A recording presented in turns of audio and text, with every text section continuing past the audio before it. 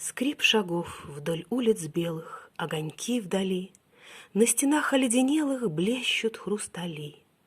От ресниц нависнул в очи серебристый пух, тишина холодной ночи занимает дух. Ветер спит и все немеет, только бы уснуть. Ясный воздух сам робеет на мороз дохнуть. Афанасий Фет, 1858 год.